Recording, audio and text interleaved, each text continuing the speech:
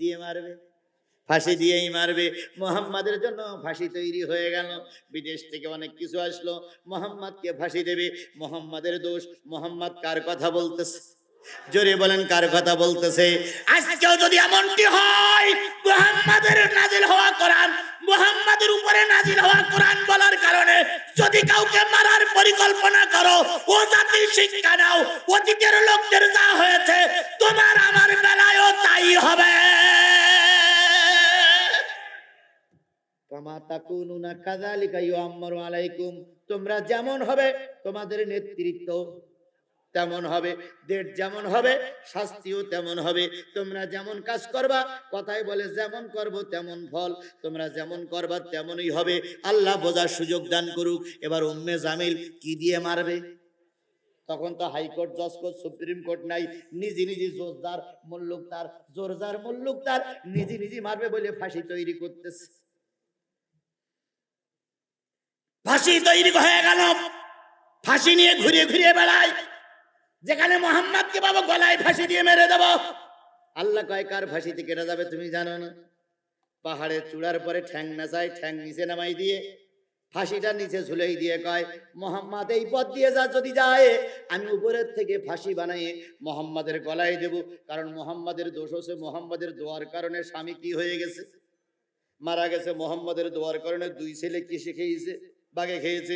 এই মুহাম্মাদকে ফাঁসিতে ঝুলে মারতে হবে। মুহাম্মাদের জন্য ফাঁসি তৈরি হয়ে গেল।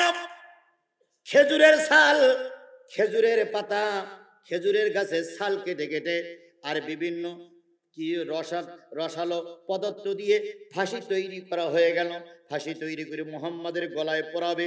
মুহাম্মাদের গলায় পরানোর জন্য ওই সুটকি বুড়ি অপেক্ষা করে, ওই বুড়ি অপেক্ষা করে কখন মুহাম্মদ আসবে, কখন মুহাম্মদ আসবে, কখন মুহাম্মদ আসবে। মুহাম্মাদের গলায় ধরিয়ে মারব টান, চলে যাবে পাকিস্তান। কত রকম স্লোগান হয়, কত রকম মিছিল হয়, কত রকম মিটিং হয়, কত রকম বক্তব্য হয়, কত রকম কথা শোনা যায়। ওই উম্মে জামিলও তাই বলতেছে। এবার উম্মে জামিল চিন্তা করলো, আমি তো মুহাম্মাদের গলায় ফাঁসি দেব বলে ফাঁসি বানাইছি, কিন্তু মুহাম্মাদের গলায় এই ফাঁসি ঢোকবে তো? একটু গলাটা একটু মেভিয়ে দেখি। আমার গলায় যদি ঢোকে তাহলে মুহাম্মাদের গলায় ঢোকবে, আর আমার গলায় যদি না ঢোকে তাহলে মুহাম্মাদের গলায় ঢোকবে না। ফাঁসিটা একটু মেপিয়ে দেখি। ফাঁসির এক মাথা বেঁধেছে খেজুর গাছের মাঝখানে, আর এক মাথা গলায় দিয়ে মাঝে মাঝে টান দিয়ে দেখে যে এই গলায় দিয়ে আর ফাঁসাই যাবে না। ফাঁসাই গেলে তো শিকারি ধরার পরে ছাড়া পড়ে যাবে, সুতরাং ফাঁসাই যেন না যায়, গলা মাপে। আর খেজুর গাছের গায়ে ও আর এক রশির মাথা বান্ধা আছে। আল্লাহ রাব্বুল আলামিন বললেন, আজকে হাইকোর্ট নাই, আজকে সুপ্রিম কোর্ট নাই, আজকে ম্যাজিস্ট্রেট কোর্ট নাই, আজকে বিচারকেরা রায় দেবে না, কিন্তু মহান আল্লাহর আদালতের বিচার এখনো থেমে যায়নি রে সুটকি বুড়ি। যতই তোমরা ফতোয়াবাজি করো না কেন, এক শনিবারে মাঠ যাবে না। শনিবার আবার আসবে, শনিবার আবার আসবে। যে যা করতেছো রেকর্ড হয়ে আছে, আজ হোক কাল হোক, এ রেকর্ড বাংলার জনগণ বাঁচাবেই বাঁচাবেই বাঁচাবে।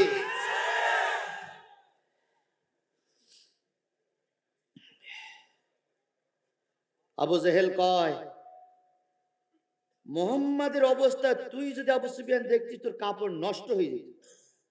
আবু সুফিয়ান কি দেখেছেন?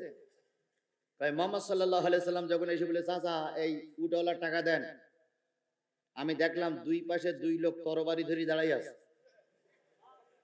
আর ইশারা করতে টাকা ফেল, টাকা ফেল, টাকা ফেল। সেই ভয়তে আমি টাকা দিয়ে দিয়েছি। সুবহানাল্লাহ জোরে বলবেন না? ও আমার জাতি, হকের পক্ষে ময়দানে নামো। বাতিলিরা জুতো পাই দেওয়ার সময় পাবে না। তুমি ময়দানে নামতেছো না তাই বাতিলিরা ময়দান দখল করে আছে। তুমি যখনই ময়দানে নামবা, বাতিলিরা স্যান্ডেলের ফিতা পায়ে দেওয়ার সময় পাবে না, তার আগে ময়দান ছেড়ে পালিয়ে চলে যাবে।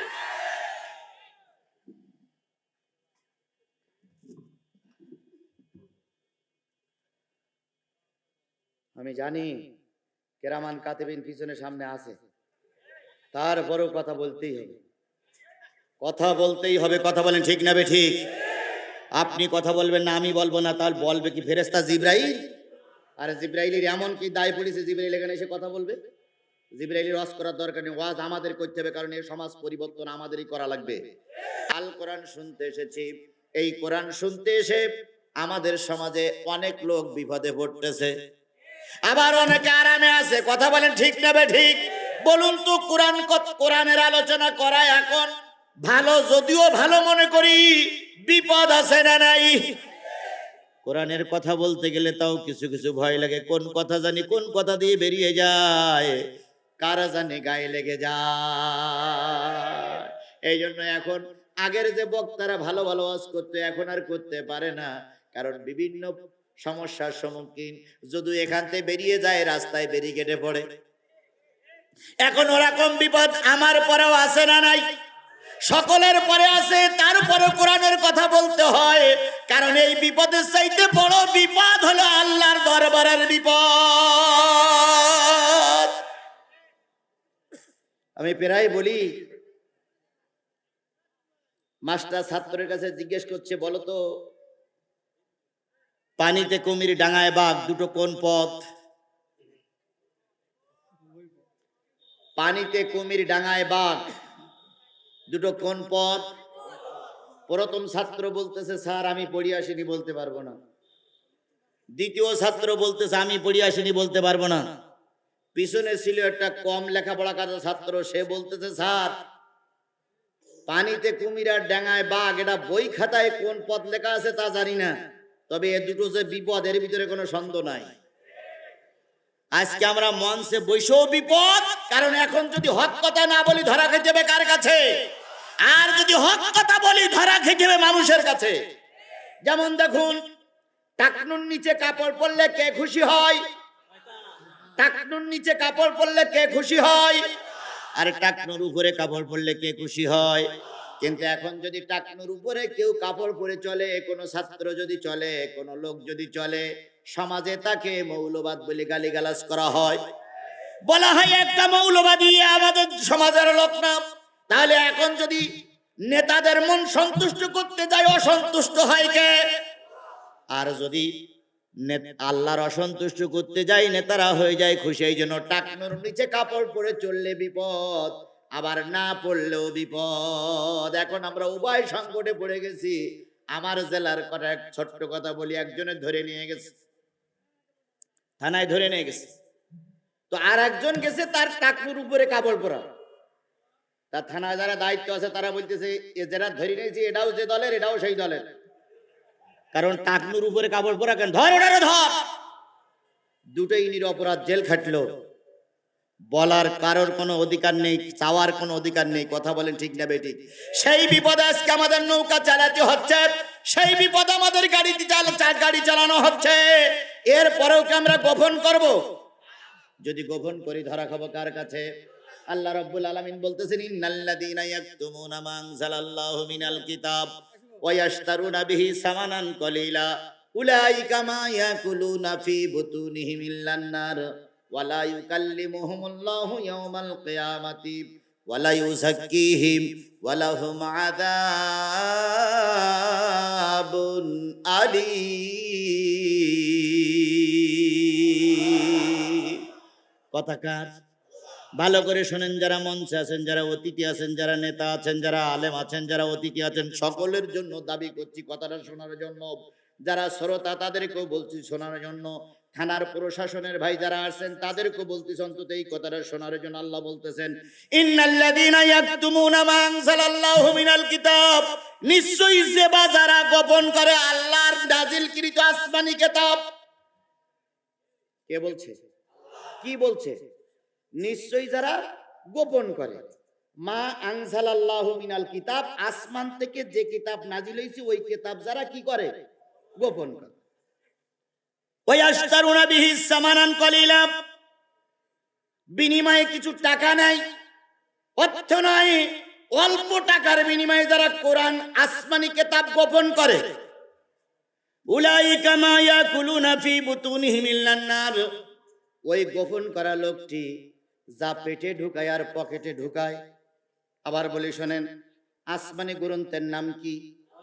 নাজিল করেছেন কে? আল্লাহ বলছে এই কিতাব জানার পরে যারা গোপন করবে, গোপন করার পরে যারা পকেটে নেবে, পেটে ঢুকাবে, ইল্লান্নার, আমার আল্লাহ বলেন কোরআন গোপন করে যারা পকেটে নেয় আর পেটে ঢুকায়, আগুন ছাড়া অন্য কিছু ঢুকায় না। তাহলে কোরআন যদি গোপন করে যায় কিছু লোক খুশি হয়, কথা বলেন ঠিক না বে ঠিক? এমনও লোক আছে বলতে বাধ্য হয় হুজুর কেসা কাহিনী বলে শেষ করে দেন, কোনো সমস্যা নাই। খুশি হলেন আপনারা, কিন্তু অখুশি হলো কে? আমাকে নিয়ে আসছেন, কিছু টাকা দিয়েছেন, দেবেন, আবার খেতেও দিয়েছেন বা খেতে দেবেন। তাহলে আল্লাহ বললেন যারা কোরআন গোপন করে গেল, পকেটে নিয়ে গেল, পেটে ঢুকায় গেল, কি ঢুকালো? জোরে বলেন কি ঢুকালো? এবার এই পর্যন্ত থাক। এবার আপনাদের কাছে প্রশ্ন, আমি তো আগুন ঢুকালাম, আমি তো মরেছি, আমি তো বিপদে পড়েছি দাওয়াত নিয়ে। আমি দাওয়াত নিয়ে কি হয়েছি? বিপদে পড়েছি।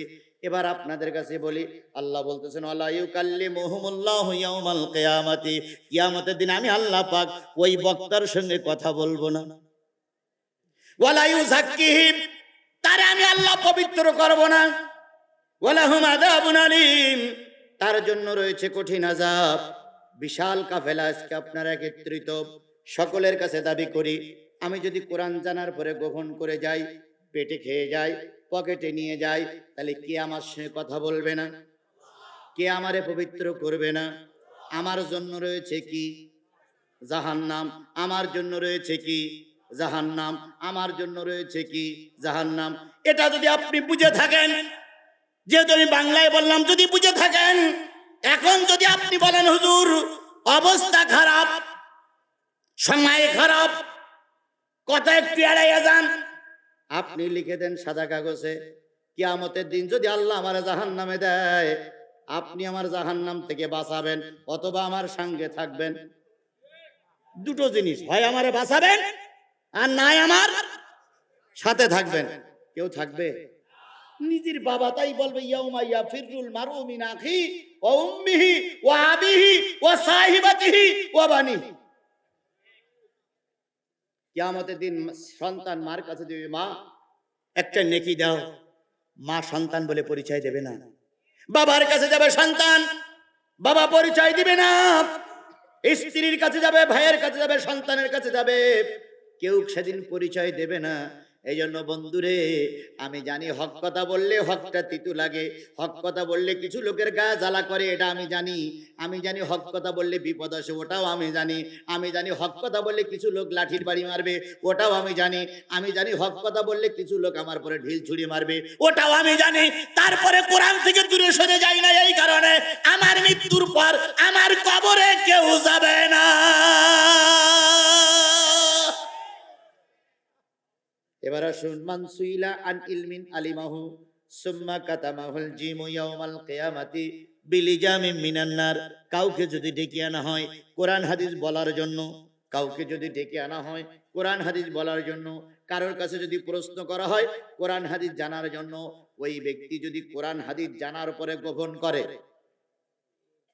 কথাটা বুঝতে পেরেছেন? রাসূলের হাদিস, কোরআন জানার পরে, হাদিস জানার পরে যদি গোপন করে, কিয়ামতের দিন আল্লাহর ফেরেশতারা ওপেনলি খোলা ময়দানে তাকে ডাকবে। ডাকার পরে বলবে তুমি লোকের সন্তুষ্টি করার জন্য, নেতা সন্তুষ্টি করার জন্য, মাহফিল কমিটি সন্তুষ্টি করার জন্য, এলাকার মানুষ সন্তুষ্টি করার জন্য আল্লাহর কোরআন রাসূলের হাদিস গোপন করেছিলে, তুমি তো সেই হুজুর। কাতামাহুল জিমু ইয়াউমাল কিয়ামাতি, কিয়ামতের দিন আগুনের কেউসি দিয়ে হুজুরের জিভটা লম্বা করে ধরে গোড়ার থেকে কেটে দেবে। আর বলবে তুমি না গোপন করেছিলে, এখন জিভ কেটে দিলাম। এখন আমি এখন মহাবিপদে। যদি বলি অনেকে অসন্তুষ্ট, আর যদি না বলি আল্লাহ অসন্তুষ্ট। আবার যদি না বলি কিয়ামতের দিন কেউসি দিয়ে জিভ কেটে ফেলবে। আর এখন যদি বলি আমার ঠ্যাং ভেঙে যাওয়ার সম্ভাবনা। তাহলে এখন আমরা কোরআন বলবো না বলবো না? জোরে বলেন, বলতে পারি না পারি না? আমার সম্মানিত প্রধান অতিথি চেয়ারম্যান সাহেব, উনি আমাকে বলে আসছেন হুজুর কোরআন হাদিসের কথা বলবেন, আমি আপনার পাশেই আছি। আমি তো চিন্তা করছি আর কিসের ভয়।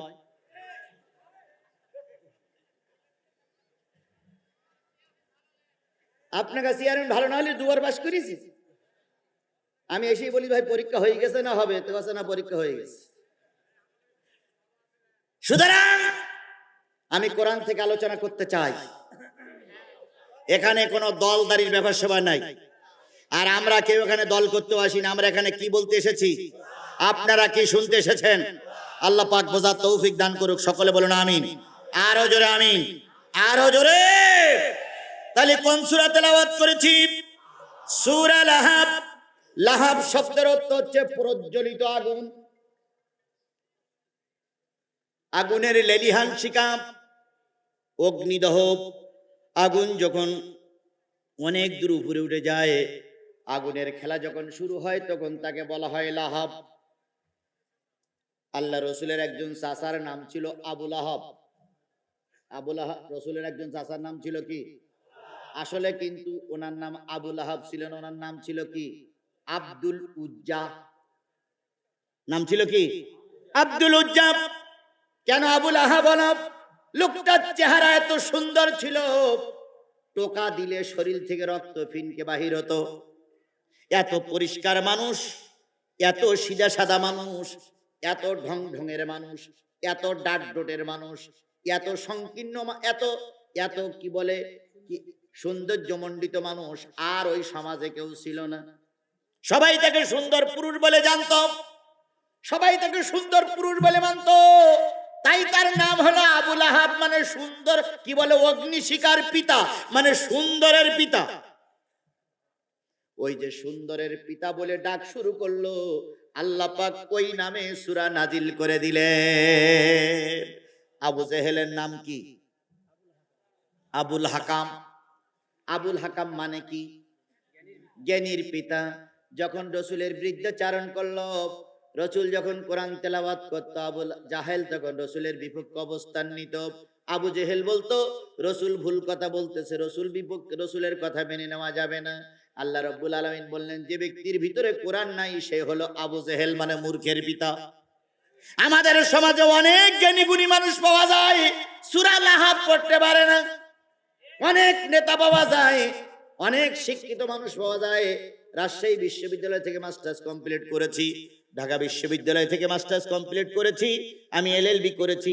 অনেক শিক্ষিত মানুষ, যদি বলা হয় বলুন তো দোয়া কুনুতটা একটু পড়েন, হুজুর ওটা মুখস্থ করার সময় পাইনি হুজুর। আপনি অনেক শিক্ষিত, তাতে কি হয়েছে? আপনার ভিতরে কোরআন নাই, আপনি আবু জাহেলের উত্তরসূরি। আবার এই উত্তরসূরিরা এখন মসজিদে মসজিদে সবক দিয়ে বেড়াচ্ছে। এনারাই এখন যেভাবে চলাচ্ছি বলে আমাদের সেইভাবে চলতে হয়। এই জন্য আমি আমার ভাষায় বলি, এখন আর গাই গরুতে দুধ দেয় না, এখন এড়ি গরু তো দুধ দিয়ে বেড়াচ্ছে। সূরা কাউসার পড়তে পারে না, উনি ইমাম সাহেবের কানে কানে বলে, হুজুর ইমামতি করতে গেলে আমাদের কথা শুনে চলেন, না তো ভাই ইমামতি থাকবে না। কিন্তু হুজুরও তখন কয়, না না না না না না না না না, আপনাদের কথার বাইরে যাব না। ওই ইমাম সাহেবের পিছনে নামাজ পড়লে তোমারও হবে না, ইমামেরও হবে না। ইমাম স্বাধীন, কথা বলেন ঠিক না ঠিক? ইমাম খুতবায় কোন আলোচনা করবো না ইমামের এখতিয়ার। কোন নেতা যদি ইমামকে এখতিয়ারের বাইরে কোনো কথা বলে, ইমামও শেষ, নেতাও শেষ। আমাদের সমাজে এখন তারাই নেতৃত্ব দিয়ে বেড়ায় যারা সূরা ইখলাস সহি করে পড়তে পারে না। কুলু আল্লাহু আহাদ, আল্লাহ সামাদ, আলাম তারা কাইফা ফালা ফালাই রাব্বুকা। পুকুর শুদ্ধ পানি পোড়া, গ্রাম শুদ্ধ খা, আল্লাহু আকবার। উসুমনি জুদুমনি বুদুমনি সানে, এই রোজা রেখে দিলাম রমজানের সান। এই জাতীয় লোকেরাই এখন আমাদের সমাজে মাতব্বর। আল্লাহ রাসূল বলেছেন কিয়ামত তখনই নিকটবর্তী হবে যখন মূর্খরা সমাজের নেতৃত্ব দেবে। আজকে আমার সমাজে মূর্খরাই নেতৃত্ব দিয়ে বেড়াচ্ছে, জোরে বলেন ঠিক না ঠিক? মূর্খ তারাই যাদের ভিতরে কোরআনের জ্ঞান নাই। সুতরাং আবুল আহাবের নাম আবুল আহাব ছিল না, আবুল আহাবের নাম ছিল কি? আব্দুল উজ্জা। না না, একটা ছাল আর একটা লাগাই দিয়েন না। আবুল আহাবের আসল নাম ছিল কি? আব্দুল উজ্জা। এবার বলুন তো, আবুল আহাব রসুলের আপন চাচা না চাচাতো চাচা? আবু জেহেল রসুলের আপন চাচা না চাচাতো চাচা? আবু জাহেল হলো রসুলের যেটা তো চাচা বা চাচাতো চাচা, আর আবুল আহাব ছিল রসুলের আপন চাচা। রসুলের একটা চাচার নাম ছিল হযরত আব্বাস, রসুলের একটা চাচার নাম ছিল আবু তালিব, রসুলের একটা চাচার নাম ছিল আমির হামজা, রসুলের একটা চাচার নাম ছিল আব্দুল উজ্জা বা আবুল আহাব। কথা কি বুঝতে পেরেছেন? আর ওগুলো সব ছিল গ্রামের প্রতিবেশী চাচা। আমার ভাইয়েরা, আল্লাহ রসুলের পরে প্রথম যখন 1-2 বছর 3 বছর হয়ে গেছে, আল্লাহ রাব্বুল আলামিন বললেন, নবী গো, ওয়াংজির আশিরাতাকাল আকরাবিন, আপনি আপনার নিকটতম আত্মীয়র কাছে কোরআনের দাওয়াত পৌঁছায়া দেন।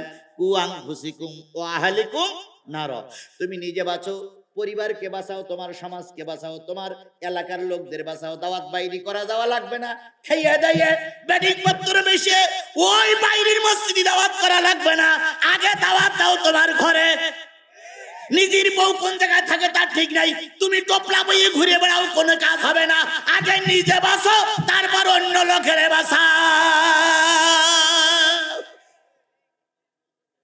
আমাদের সমাজে অসৎ জিনিসটাই চালু হয়েছে বেশি। আগের পীরের দরবারে গেলি বেনামাজি নামাজি হইতো, আগের পীরের দরবারে গেলি বেনামাজি নামাজি হতো। আগের পীরদের দরবারে কোন বেপর্দা নারী গেলি পদ্মানসীন হয়ে চলে আসতো। আর এখন যে তথাকথিত ভণ্ডর দল আবির্ভূত হয়েছে, এদের দরবারে যদি কোনো নামাজি যায়, পীরির ভাব দেখে মনে করে পীরও নামাজ পড়ে না, আমার নামাজ পড়ার দরকার কি?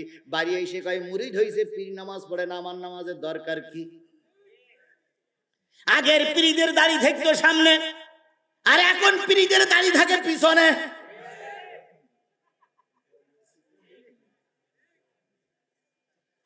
ভণ্ড বাবা খাজা বাবা দেখলে লাগে ডর, ফেরেশতারায় মারবে গুরুজ কবরের ভিতর। বাবারে, ফেরেশতারায় মারবে গুরুজ কবরের ভিতর। বাবা আবার গাজা খাইয়া নাচে বাবা ন্যাংটা হইয়া। এমনও পীর আছে যে পীর জীবনে কোনোদিন চুল কাটিনি। জিজ্ঞেস করা হয় চুল কাটেন না কেন? আল্লাহ দেশে তো কাটবো কে? আল্লাহ যেভাবে দেশে ওইভাবে থাকবে। গোবও কাটে না, চুলির সঙ্গে গোবের সঙ্গে জট পেকেছে। মোষও কাটে না, দাড়িও কাটে না, তেলও মাখে না, সাবানও মাখে না। আর সেই সঙ্গে বগলের তাও লম্বা হয়েছে জনমের মতো। সে যে এক বিদঘুটি অবস্থা। আরো কত জায়গায় যে আছে, অও কাটে না। তাহলে কি মানুষ বলে মনে হয়? এই জাতীয় লোক আমার সমাজে ব্যবসা ঠিক মতনই চলতেছে। কথা বলেন ঠিক না বেঠিক? এই জাতীয় লোকদের ব্যবসায় কোনো বাধা নাই, যত বাধা হক্কানি আলেমদের উপরে। এ জাতীয় লোকেরা খানকা তৈরি করে, এ জাতীয় লোকেরা ওরস তৈরি করে বসে রয়েছে, আর বিশ্বনন্দিত আলেম জেলখানায় বসে বসে কাঁদতেছে।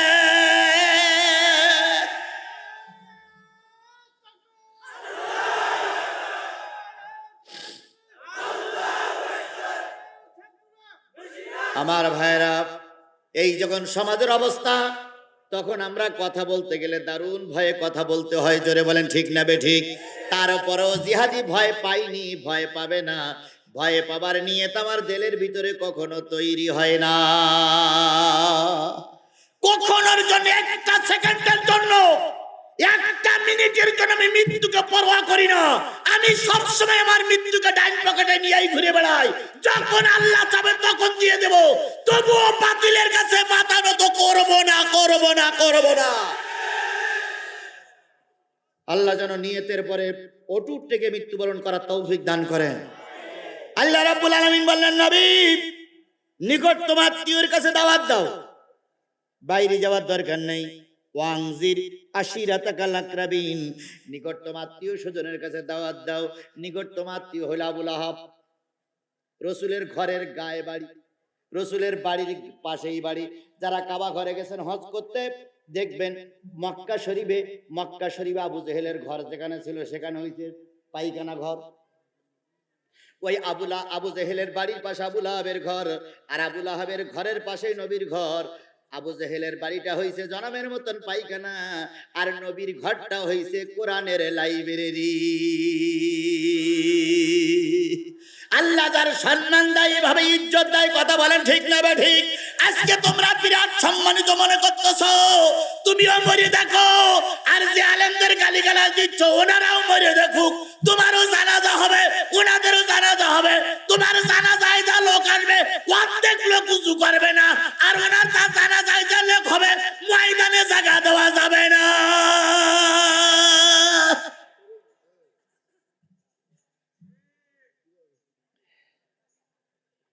করোনার সময় বাংলাদেশের একজন বিরাট নেতা মারা গেল, যে নেতার কলমের খোসায় বড় বড় আলেমদের ফাঁসি হলো, উনিও মারা গেলেন। আর বাংলাদেশের করোনার সময় একজন বক্তা মারা গেল, দুইজন মারা গেল। সরকার বাহাদুর দুইজনের পরে জানাজায় 44 ধারা জারি করলো, জানাজায় লোক এক জায়গায় হওয়া যাবে না, তাহলে করোনা ছড়াইয়ে পড়বে। এই কথা শুনে নেতার জানাজায় খুব লোক গেলেন না, কিন্তু মানুষ চিন্তা করলো এত বড় একজন আলেম মারা যাবে আর আমরা জানাজায় যাব না, এটা হতে পারে না। করোনা দেওয়ার মালিককে, না দেওয়ার মালিককে। গোটা বাংলাদেশের অবস্থা বিশ্বের অন্যান্য দেশের চাইতে অর্থনৈতিক দিক দিয়ে হয়তো খুব একটা ভালো না। আমাদের পারমাণবিক অস্ত্র নাই, আমাদের রাসায়নিক অস্ত্র নাই, আমরা পরের ঝোলা মাথায় করে নিয়ে বেড়াই। প্রত্যেকটা মানুষ আমরা হাজার হাজার টাকা ঋণের বোঝা মাথায় করে নিয়ে ঘুরে বেড়াচ্ছি।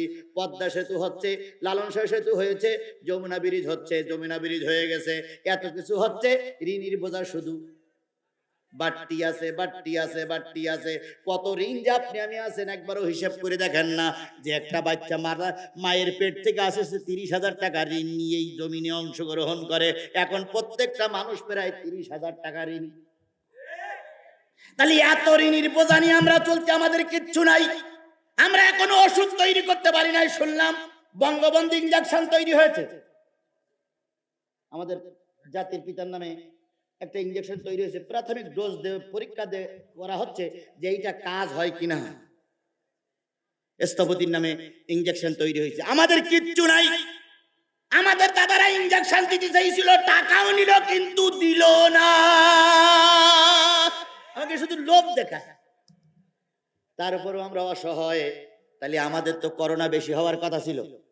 আমি যে জিনিসটা বুঝেছি আগে বুঝতে হবে, তারপর মন্তব্য করতে হবে। তাহলে আমাদের তো করোনা বেশি হওয়ার কথা ছিল, কিন্তু গোটা বিশ্বের চাইতে, গোটা বিশ্বের সব দেশের চাইতে বাংলাদেশের করোনার রোগী কম।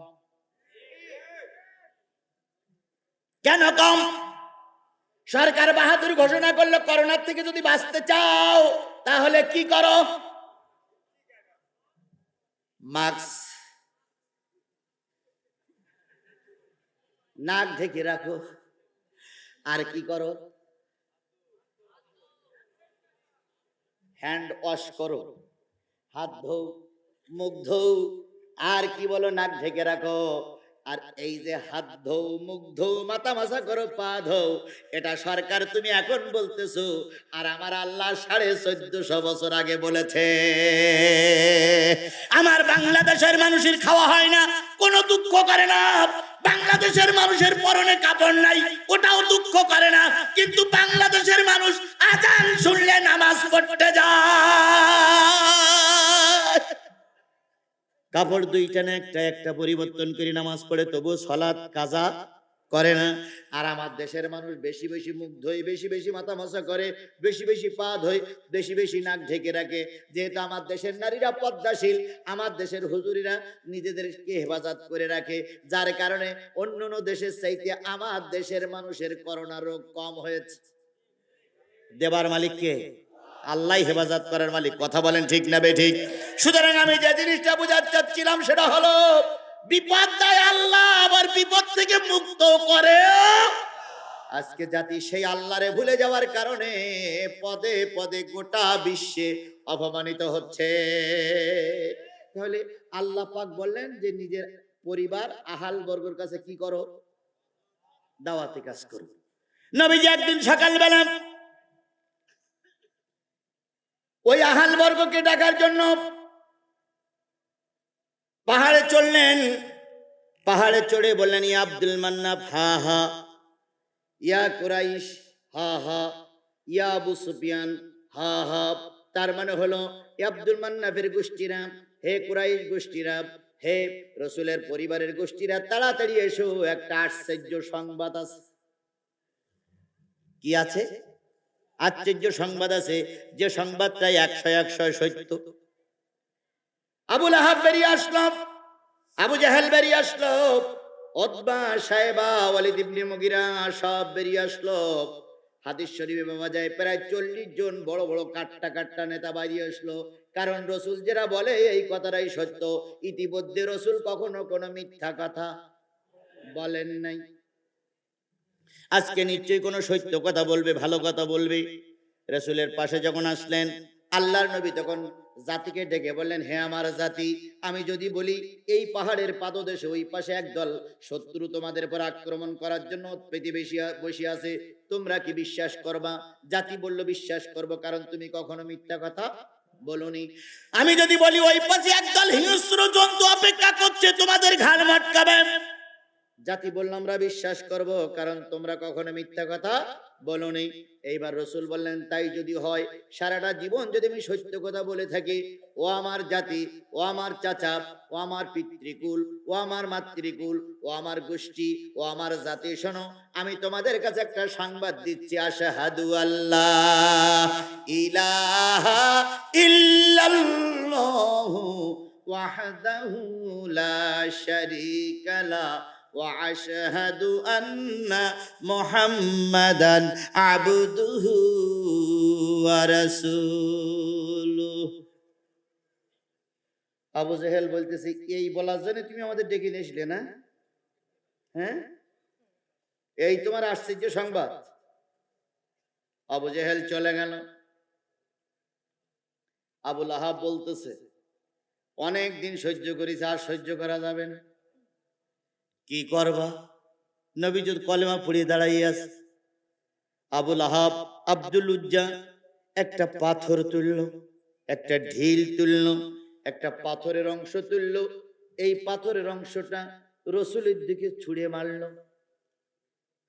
রসুল বিশ্বের সবচেয়ে ভালো মানুষ, সালাম শেষ। তুমি যে কত ভালো, তোমার স্ত্রীর কাছে দিয়ে গোপনে জিজ্ঞেস করলে বোঝা যাবে তুমি কত ভালো।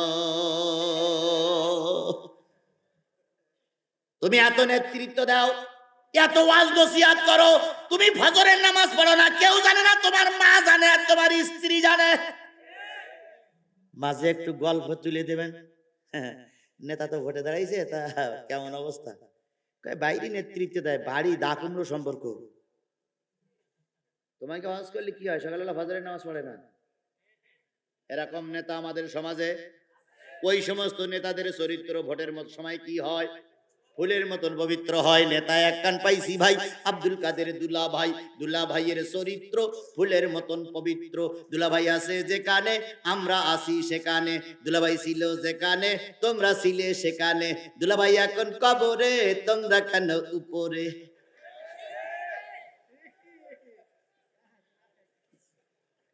নেতাজি নেতাজি নেতাজি খেলায় আর কত দেখাবি, নেতাজি নেতাজি নেতাজি খেলায় আর কত দেখাবি।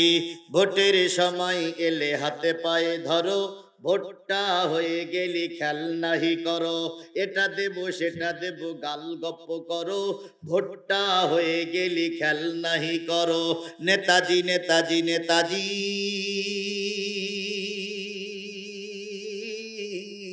খেলায় আর কত দেখাবি। ভাইরা আমার, বোনেরা আমার, এবারের নির্বাচন অত্যন্ত গুরুত্বপূর্ণ নির্বাচন। এই নির্বাচনে আমার মার্কা হুক্কা মার্কা। হুক্কা মার্কায় ভোট দিয়ে যদি আমাকে জয়যুক্ত করেন, আমি কথা দিচ্ছি আপনাদের ঘরের চালের উপরে একটা করে টিউবওয়েল ফিট করে দেব। ঘরের চালের উপরে টিউবওয়েল ফিট করে দেবে। কথাগুলো কি সঠিক না বেঠিক, বানোয়াট না সত্য?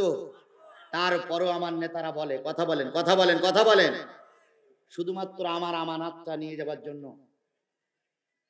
আমার ইউনিয়নের নির্বাচন হচ্ছে, এক লোক এসে আমার মাথ ধরিস, চাচি আসসালামু আলাইকুম। ওয়ালাইকুম আসসালাম। চাচি 100 টাকা নেন, ইফতারি করবে। আমার মা বলছে এখন তো রোজার মাস না। তো বলছে তারপর যখন রোজা আসবে তখন ইফতারি করবে। তখন বলতেছে কেন, আমি কি গরিব মানুষ বা আমার কি এতই অসহায় যে তোমার ওই 100 টাকা নিয়ে ইফতারি করতে হবে? টাকা ফিরিয়ে নিয়ে যাও। ও চলে গেল। তাহলে কত কৌশল অবলম্বন করছে এই জাতি, কথা বলেন ঠিক না বেঠিক? ঘরের চালের উপরে কি ফিট করে দেবে? টিউবওয়েল। পাশে ছিল যে, সে বলতেছে স্যার কথাটা রং হয়ে গেল না? কয় কেন? কয় ঘরের চালের উপরে টিউবওয়েল ফিট করলে পানি আনবে কি করে, পানি নেবে কি করে? কয় তাও তো ঠিক, বলেই যখন ফেলেছে এইবার যদি বলি আমার ভুল বলা হয় তাহলে জনগণ হাসবে। ভাইরা আমার, বোনেরা আমার, ঘরের চালের উপর টিউবওয়েল ফিট করে দিলে যদি পানি আনার অসুবিধা হয়, আমি ঘরের চালের উপর দিয়ে বিশ্ব রোড বানাই দেব, তবুও ভোটটা আমার দিয়ে। এরকম মিথ্যা অপবাদ, মিথ্যা কথা বলার মতন লোক আমার সমাজে। আমার এদের চরিত্র নির্বাচনের সময় কি হয়? ফুলের মতন পবিত্র হয়। অথচ আমার নবী ও আমার ভাইয়েরা, আমার নবীকে আল্লাহ রাব্বুল আলামিন বলেছেন ওয়া ইন্নাকা লাআলা খুলুকিন আযীম, সবচেয়ে উত্তম চরিত্রবান আমি আপনাকে বানিয়ে দিলাম। আপনার চাইতে উত্তম চরিত্র আর পৃথিবীতে কারোর নাই। ভালো যে খারাপ মানুষেরা তার কি করে? ভয় পায়, সম্মান দেখায়, ভয় পায়। কথা বলেন ঠিক না বেঠিক? একটা ছোট্ট কথা বলি, আবু জেহেল এক লোকের কাছ থেকে উট কিনেছে, টাকা দেয় না। উট কিনেছে কিন্তু এরা মেরে খাওয়া নেতা আমার সমাজে আছে না নাই? আরে বাপরে বাপ, জনগণের টাকা সব পেটের ভিতরে। এবার যাই হজ করতে, এসে হয় আজ আল হাজ। অথচ জনগণের টাকা সব কিসের ভিতরে? জনগণের টাকা খেয়ে যত তুমি হজ করো না কেন, কোন হজ কাজে লাগবে না। আবু জেহেল সমাজের নেতা উট কিনেছে কিন্তু কি দেয় না? টাকা দেয় না। লোকটা মাঝে মাঝে আসে, চাচা মুরব্বী টাকাটা দেন। পরে পরে গোশ নিয়ে এসে বাজাতে, নেতা টাকা পরে, জানিস বেশি কথা বলবি না, ও গরিব মানুষ বাধ্য। আবু জেহেলের চরিত্র ছিল তাই। কি দেয় না? টাকা দেয় না। একদিন যাই, 2 দিন যাই, 3 দিন যাই, লোকটা শুধু আসে আর যায়, টাকা যখন পায় না। হঠাৎ করে পাশে কাবার চত্বরে কিছু নেতারা ছিল, আবু সুফিয়ান, উতবা, সাহেবা, ওয়ালিদ ইবনে মুগিরা, ওদের কাছে নালিশ করলো তোমাদের এই নেতা উট নিয়েছে, টাকা দেয় না। নেতারা বললো আমরা বিচার করতে পারবো না, তবে একটা জায়গায় গেলে মনে হয় বিচার পাইতে পারি। সেটা হলো ওই যে কাবার পূর্ব প্রান্তে একজন লোক বসে আছে, সঙ্গে কেউ নাই। ওই লোকটা আমাদের কাফেলার থেকে পৃথক হয়ে গেছে, ওই লোকটা আমাদের ধর্ম থেকে পৃথক হয়ে গেছে, ওই লোকটা নতুন এক ধর্মের প্রচার করছে। ওই লোকটার নাম হচ্ছে আব্দুল্লাহর বেটা মোহাম্মদ। ওই লোকটা মোহাম্মদ রাসূলুল্লাহ বলে দাবি করে। ও আল্লাহর বান্দা, যদি পারো ওই লোকটার কাছে দাবি করো, হয়তো তোমার টাকাটা আদায় হতে পারে। না, আবু জেহেল আর মুহাম্মদ সাল্লাল্লাহু আলাইহি সাল্লামের সঙ্গে তো দাকুনো সম্পর্ক, তা কি বাইরের লোক জানে? ও মনে করে যে নালিশ করলেই টাকা পাওয়া যাবে। যেই বলতেছে ভাই, ভাই আমি বাইরের মানুষ, একটা উট নিয়ে আসছিলাম, আপনার নেতা কিনেছে কিন্তু কি দেয় না? টাকা দেয় না। যদি একটু হেল্প করতেন। মুহাম্মদ সাল্লাল্লাহু আলাইহি সাল্লাম উঠে দাঁড়ালেন, কোন নেতা? ওই যে আবুল হাকাম, আপনাদের সবচেয়ে বড় নেতা, এই দেশের প্রেসিডেন্ট, এই দেশের বড় নেতা টাকা দেয় না। আল্লাহর নবী শোনার সাথে সাথে আবু জেহেলের বাড়ির দিকে রওনা হলেন। আর নেতারা হাততালি দিচ্ছে, খেলা এবার জমবে। দেখেন ক্রিটিসাইজ কোথায়, এরাই পাঠাচ্ছে, আবার এরাই কি করতেছে? হাততালি দিচ্ছে, খেলা এবার জমবে। আল্লাহ নবী চলে গেলেন, ঘরের ভিতরে ঢুকেন, আবু জাহেলকে ডাকলেন, চাচাজি, হ্যাঁ মুরব্বী, চাচা। আবু জেহেল কয়, ভাতিজা কি খবর? এই লোকের কাছে উট কিনেছেন? হ্যাঁ, কতদিন হয়ে গেছে? কয় 3 মাস। টাকা দেন না কেন? দেখেন সাহস কারে বলে। রসুলের ডাইনে বামে পিছনে কোনো লোক আছে? কেউ আছে? কিন্তু কে আছে? আল্লাহ নবী জানে যে আমি বিপদে পড়লে দুনিয়ার কেউ আমার পিছনে না থাকলে আমার পিছনে আমার আল্লাহ আছে। ওয়ালা তাহিনু ওয়ালা তাহজানু ওয়া আনতুমুল আ'লাউনা ইন কুনতুম মুমিনিন। তোমাদের কোনো ভয় নাই, তোমাদের কোনো চিন্তা নাই। মুমিন হয়েছো, ময়দানে নামো। তোমার ডাইনে পিছনে কেউ নাই, আমি আল্লাহই তোমাকে বিপদ থেকে উদ্ধার করব।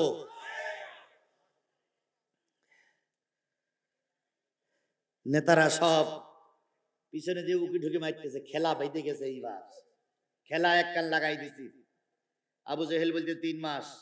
কয় টাকাটা দিয়ে দেন, টাকাটা দিয়ে দেন, গরিব মানুষ অনেক দূর থেকে আসে, টাকা দিয়ে দেন।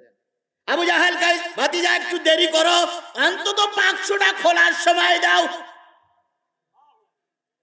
বাক্সটা খুললেন, যেখানে টাকা ছিল টাকাটা গুনি গুনে লোকটারে দিয়ে দিলেন। লোকটার হাত ধরে নবীজি বাইরে চলে আসলেন আর বললেন, ভাইজান একটু দেরি হয়েছে, দুঃখ নিও না, কষ্ট নিও না। লোকটি চলে গেলেন। এবার নেতারা সব ঘরে যেয়ে বলতেছে, আপনি তো বলেন মোহাম্মদের কেউ নেই, একা একা, ওর দেখে কেউ ভয় পায় না, আপনি ভয় পেলেন কে? 3 মাস চালাচ্ছেন, টাকা দেন না, আর আজকে একবার বলি স্যার উনি ফুটফুট করে দিয়ে দিলেন কে? আবু জেহেল বলছে, আবু সুফিয়ান রে, আমি যা দেখেছি তা তুমি যদি দেখতে কাপড় নষ্ট হয়ে যেত।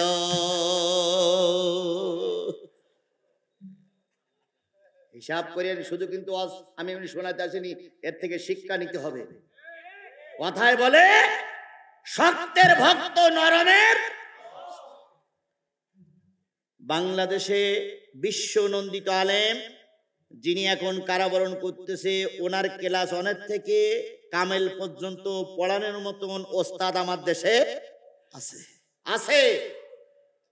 ওনার চাইতে হাজারো শিক্ষিত মানুষ আমার সমাজে আছে, তাদের কথায় কিচ্ছু হয় না, ওনার একটা কথায় হাজারো কাজ হয়েছে। কারণ উনি সত্যের পক্ষে থেকেছে।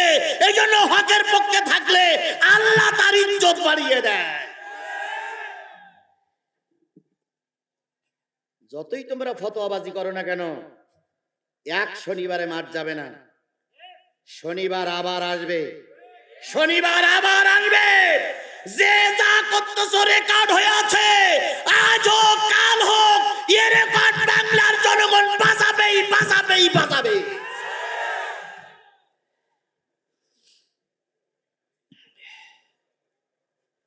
আবু জেহেল কয়, মোহাম্মদের অবস্থা তুই যদি আবু সুফিয়ান দেখছিস, তোর কাপড় নষ্ট হয়ে যেত।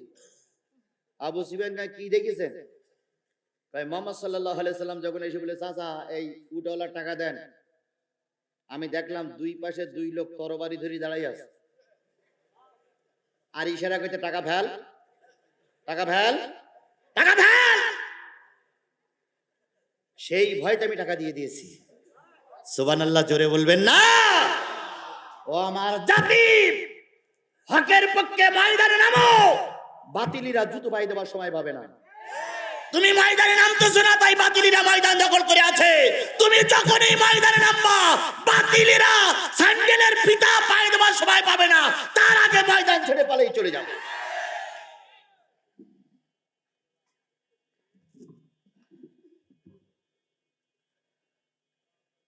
আমি জানি কেরামান কাতিবিন পিছনে সামনে আছে, তারপরেও কথা বলতেই হবে, কথা বলতেই হবে। কথা বলেন ঠিক না বেঠিক? আপনি কথা বলবেন না, আমি বলবো না, তাহলে বলবে কি ফেরেশতা জিবরাইল? আর জিবরাইলের এমন কি দায় পড়েছে, জিবরাইল এখানে এসে কথা বলবে? জিবরাইলের ওয়াজ করার দরকার নেই, ওয়াজ আমাদের করতে হবে, কারণ এই সমাজ পরিবর্তন আমাদেরই করা লাগবে। আমার ভাইরা, আবু লাহাবের হাতে কি মনে নাই? কাকে মারবে? নবীর দোষ কি? কালেমার দাওয়াত দিয়েছে। তাহলে কালেমার দাওয়াত দেওয়ার কারণে নবী কি খেলো? আজকেও তুমি আর আমি কালেমার দাওয়াত যদি দেই, তুমি আর আমি তাবলীগ যদি করি, তাহলে পাথর আসতে হবে। যদি পাথর না আসে, রাসূলের যে প্রতিবন্ধকতা সৃষ্টি হয়েছিল তোমার আর আমার কালেমার দাওয়াতে, তা তাবলীগে যদি বাধা না আসে তাহলে বুঝতে হবে তোমার তাবলীগ আর রাসূলের তাবলীগ এক হচ্ছে না।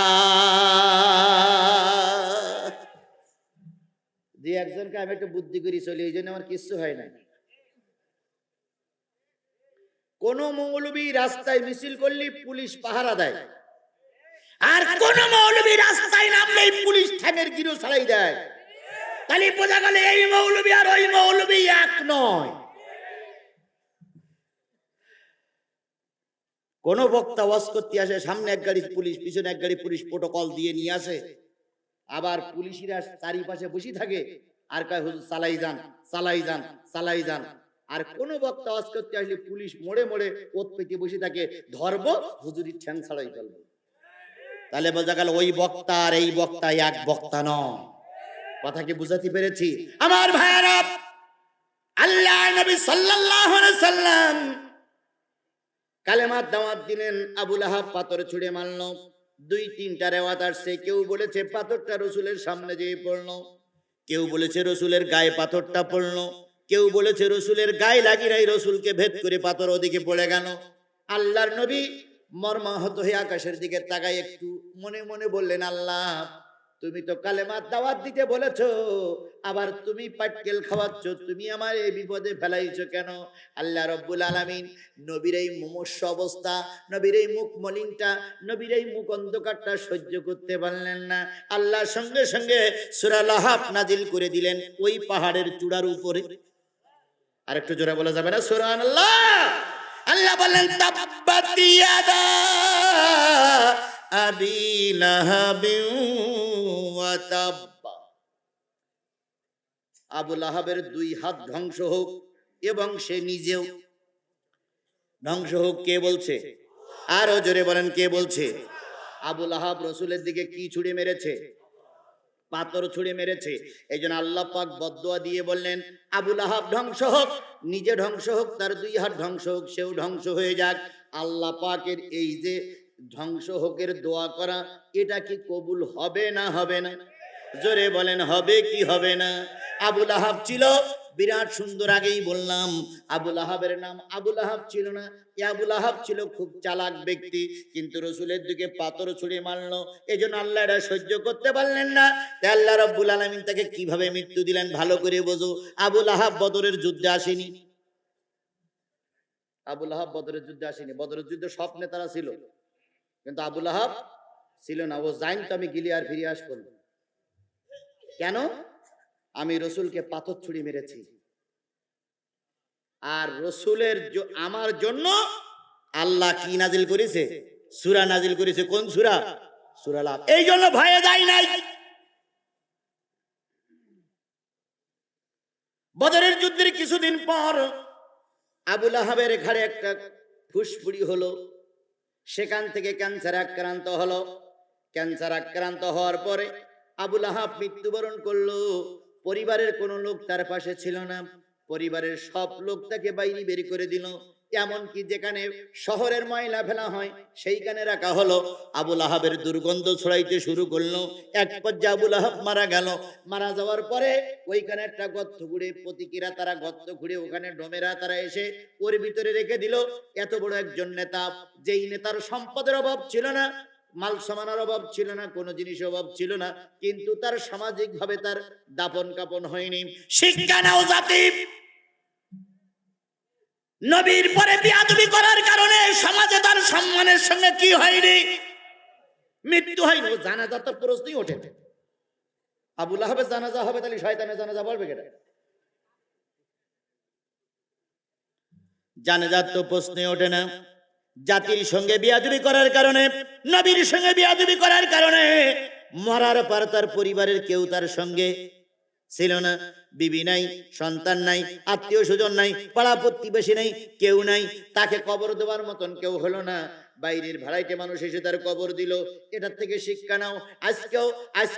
আজকে আমাদের দেশের বড় বড় নেতারা যাদের কলমের খোঁচায় বড় বড় আলেমদের ফাঁসি হয়ে গেছে, তাদের মৃত্যুর পরে তার বিবি তার মেয়েও লাশটা দেখার সুযোগ হয় না। শিক্ষা নাও। কোরআন শুধু সেদিনের জন্য না, কোরআন আজকের জন্য।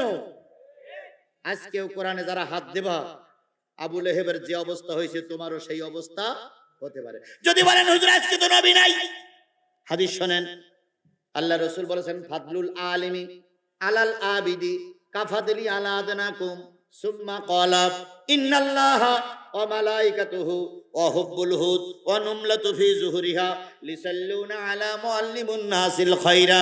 নবী আমার বলেন, ও আমার জাতি ও আমার সাহাবীরা শোনো, তোমাদের কাছে আমার মর্যাদা যেমন, তোমাদের কাছে আমার মর্যাদা যেমন, তার মানে তোমরা সাহাবী, আমি নবী, তোমাদের কাছে আমার মর্যাদা যেমন, শেষ জামানায় এক সাধারণ মানুষের কাছে একজন আলেমের মর্যাদা তেমন।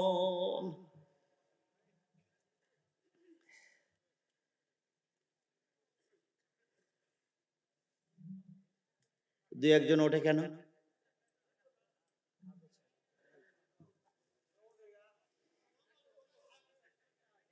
না, আমি তো কোরআনেরই কথা বলতেছি। কিছু কিছু বক্তা আছে, সব লোক চলে গেলেও চোখ বন্ধ করে ওয়াজ করে। ওয়াজ শুরু করে 10,000 লোক নিয়ে, মোনাজাত করে 500 লোক নিয়ে, তাও হুজুরি কোনো যায় আসে না। হুজুর কয় আমার 2 ঘন্টা হলি হয়। কিন্তু আমার কথা হচ্ছে, আমি কার কথা বলতেছি? আমি আগেই বলেছি, আমার ভালো লাগুক আর মন্দ লাগুক, আমার কথা শেষ পর্যন্ত থাকা লাগবে। আপনি যদি না থাকেন তাহলে তখন উঠেননি কেন? এই 10,000 লোকের ভিতর থেকে 3 জন লোক উঠে গেলে আমার ওয়াজের কোনো ক্ষতি হবে না, কিন্তু যে 3 জন লোক যাচ্ছে নিশ্চয়ই শয়তান ওদের দিকে খুশি হচ্ছে যে ভালো একটা পরিবেশ ছিল, তুই চলে যাচ্ছিস, যা, আমি খুশি হলাম। সুতরাং বেশিক্ষণ আলোচনা করব না। কর্তৃপক্ষকে নির্দেশ করা হয়েছে 12টার আগে শেষ করতে হবে, আর আমিও উঠেছি 9:30টায়। আপনারা সবাই জানেন আমি কতক্ষণ আলোচনা করি, 2 ঘন্টা। তাহলে 9:30টায় যদি আলোচনা হয় তাহলে 2 ঘন্টা হলে কতক্ষণ হবে? 11:30। ইতিমধ্যে প্রায় 11টা বেজেই গেছে, আর আধা ঘন্টা সময় পেশাব লাগুক, পায়খানা লাগুক, ভালো লাগুক, মন্দ লাগুক, মাহফিলের ময়দান ছাড়া যাবে না। কারণ আপনারা যখন ছেড়ে যাবেন তখন শয়তানেরা মনে করবে এইবার হুজুরির পর আক্রমণ করি।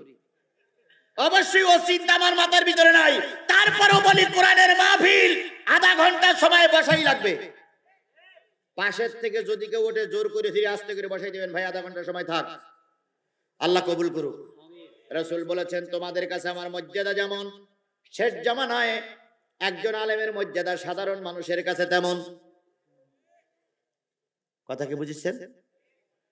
নিশ্চয়ই আল্লাহ তার ফেরেশতা, গর্তের পিপিলিকা, সাগরের মাছ, সবাই একজন আলেমের জন্য কল্যাণ কামনা করে।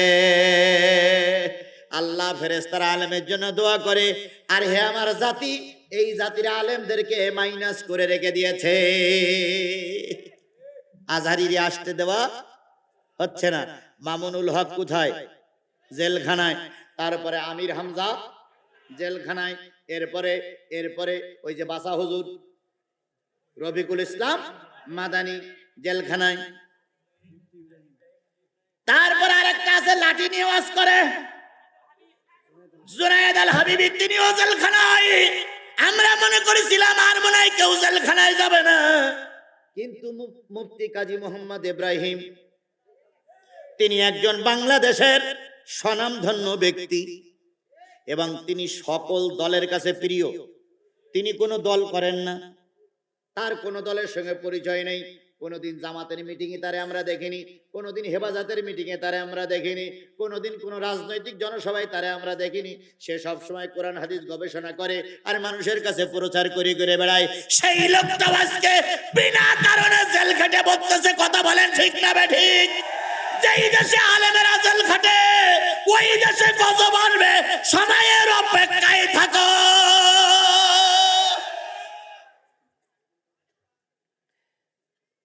বাকি আছে আর 2-4 জন।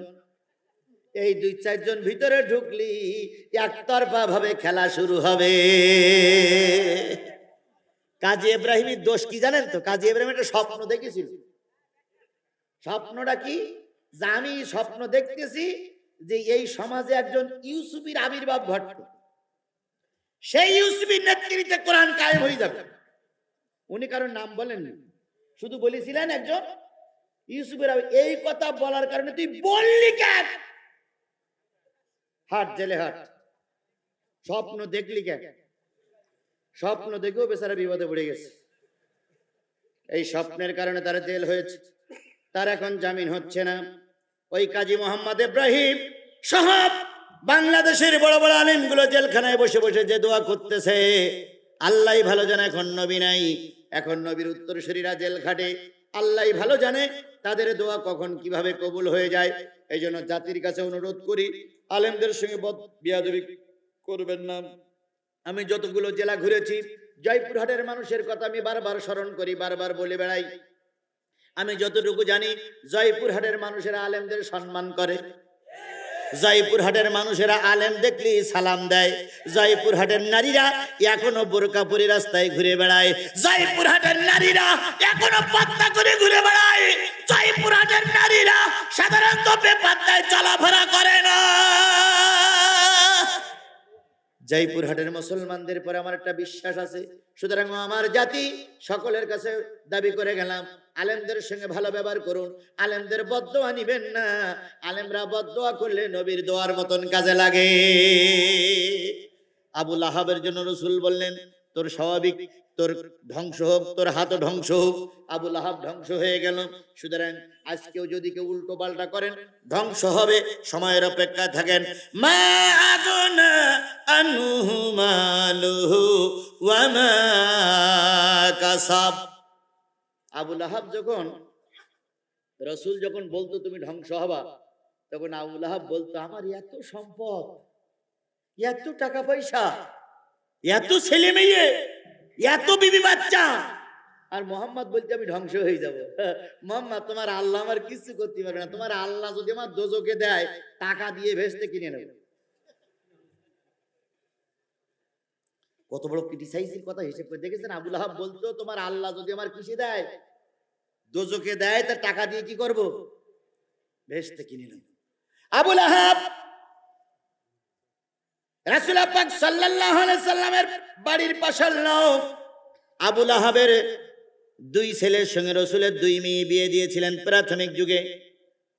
যখন কালেমার দাওয়াত দিয়ে আসলো আর এই সূরা যখন নাজিল হলো, আবু লাহাব তখন ভয় পেয়ে গেল। আল্লাহর বদদোয়া কাজে লাগবেই লাগবে, আল্লাহর বদদোয়া কাজে লাগবেই লাগবে, আল্লাহর বদদোয়া কাজে লাগবেই লাগবে। দুই ছেলেরে পাঠালো, যাও নবীরে বলো হয় কালেমার দাওয়াত বন্ধ করুক, নতুবা মেয়ে ছেড়ে দিতে হবে। দুই ছেলে 12 তাইবা গেছে, মোহাম্মদ কালেমার দাওয়াত ছাড়বা, বাবের ধর্মে ফিরে আসবা, না তোমার অপমান হবা। আল্লাহ রাসূল ডাক দিয়ে বললেন, তোমার আব্বারে জি বলো, পৃথিবীর সব শক্তি যদি আমার মোকাবেলা করতে আসে, আমাকে যদি মৃত্যু হতে হয়, আবারও যদি জিন্দা হতে হয়, আবারও যদি মৃত্যু হতে হয়, আবারও যদি জিন্দা হতে হয়, যতবার মৃত্যুবরণ করব, যতবার জিন্দা হব, ততবার কালেমার দাওয়াত দিয়ে বেড়াবো। আবু লাহাবের দুই ছেলে রাসূলের মুখে থুতু দিল। রাসূলের মুখে কি দিয়েছে? থুতু দিয়েছে। কেউ কেউ বলেছে রাসূলকে মেরে রক্তাক্ত করেছে। রক্তাক্ত করে দুই ছেলে যখন উতবা উতাইবা যখন ঘরে ফিরে আসলো, নবীজি কাঁদতেছে। কেউ কেউ বলেছেন আবু লাহাবের ঘরে এসেছিলেন নবী, আর ওই সময় 3 বাপ বেটাই মিলে রাসূলকে পিটাইছে, রাসূলকে আহত করেছে। রাসূল ভারাক্রান্ত মন নিয়ে ঘরের ভিতরে ঢুকেছে। কেউ বলেছেন 2 মেয়েকে তালাক দিয়ে যখন ঘরে পাঠানো হলো, তখন রাসূল প্রতিবাদ করার জন্য শুনতে এসেছিল, আমি যদি অন্যায় করে থাকি এর জন্য আমি শাস্তি পাবো, তার জন্য মেয়েরে তালাক দিলে কেন? আপনার জয়পুরহাটের ঘটনা আমি যতটুকু শুনেছি, বাপেরে পাইনি, ছেলেরে ধরে নিয়ে রিমান্ডে দেশ। অন্যায় করেছে বাপ, ছেলে রিমান্ডে যাবে কেন? চুরি করেছে বাপ, শাস্তি হবে বাপের, ছেলে জেল খাটবে কেন? এটা কোন দেশের আইনই নাই, তারপরেও চলতেছে। কথা বলেন ঠিক না বে ঠিক? রাসূল পাক সাল্লাল্লাহু আলাইহি সাল্লামের 2 মেয়েকে তালাক দিল, নবী শুনতে এসেছেন আমার দুই মেয়েকে তালাক দিলে কেন? যেহেতু যদি দুষ্করি থেকে আমি করেছি, দুই মেয়ে তো কোনো অন্যায় করিনি। এই কথা প্রতিবাদ করতে আসার কারণে তিনজনে ফেলে পিটাইছে, তিনজন অপমান করেছে। আবুল আহাব, উতবা আর উতাইবা। নবীজি ভারাক্রান্ত মন নিয়ে রক্তাক্ত হয়ে থুতু মুখি নিয়ে ঘরের ভিতরে গেছে। আবুল আহাব ডাক দিয়ে বলল, আবুল আহাব ডাক দিয়ে বলল, তাড়াতাড়ি যা, যেয়ে দেখ নবী কি দোয়া করে। কারণ দুনিয়ার কোন দোয়া কবুল হোক আর না হোক, নবীর দোয়া কবুল হবে। এ বিশ্বাস এখনো আমাদের আছে না নাই? যদি নাই থাকবে, বাপ মরে গেলে তুমি দোয়া করবা, হুজুর ডাকো কেন? বাপ মরে গেলে নিজে দোয়া করে না, কার ডেকে নিয়ে আসে? হুজুর ডেকে নিয়ে আসে। তুমি একজন চেয়ারম্যান, তুমি একজন এমপি, তুমি একজন এসপি, তুমি একজন ডিসি, তুমি একজন মন্ত্রী, বাবা মারা গেছে, জানাজা তুমি পড়ো। কিন্তু উনি পড়ে না, বরং মসজিদের হুজুরের ডেকে নিয়ে কয়, হুজুর জানাজাটা আদায় করে দিন। তাহলে বোঝা গেল মৌলবীদের পরে এখনো বিশ্বাস আছে, মৌলবীদের দোয়া আল্লাহ কি করে না? ফিরাই দেয়। এই জন্য মৌলবীদের দিয়ে দোয়া করি। জানাজা একটা দোয়া, আল্লাহুম্মা গফিরলি হাইয়িনা ওয়া মাইয়িতিনা ওয়া শাহিদিনা ওয়া গায়বিনা ওয়া সাগিরিনা ওয়া কবিরিনা। এখনো পর্যন্ত মানুষের বিশ্বাস আছে মৌলবী দোয়া করলে কাজে লাগবে, মৌলবী জানাজায় দোয়া করলে কাজে লাগবে, মৌলবী দোয়া করলে কাজে লাগবে। এই জন্য মৌলবী ডেকে আনো। রাসূল পাক সাল্লাল্লাহু আলাইহি সাল্লাম আবুল আহাবের ঘরের থেকে যখন নিজের ঘরে ঢুকলেন, আবুল আহাবের বিশ্বাস রাসূল যা দোয়া করবে কাজে লাগবে। দুই ছেলের পাড়ে যেই দেখবেন কি কয়,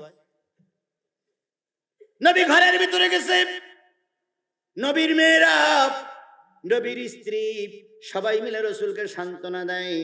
নবী আকাশের দিকে তাকাই বিড় বিড় করে বলে, আল্লাহ আল্লাহ, আমি তো চুরি করিনি, আমি তো ডাকাতি করিনি, আমি তো মিথ্যা সাক্ষী দেইনি, আমি তো কারোর সম্পদ হরণ করিনি। আমি তোমার কোরআনের দাওয়াত দেওয়ার কারণে, আমি তোমার কোরআনের দাওয়াত দেওয়ার কারণে আজকে আমি বিপদে পড়েছি। আজকে আবুল আহাবের গোষ্ঠীরা আমাকে মেরেছে। আয় আল্লাহ, আমি তোমার কাছে ফরিয়াদ করতেছি মাওলা, যারা আমাকে মেরেছে, অপমান করেছে, তোমার গজব দিয়ে তাদেরকে পাকড়াও করো।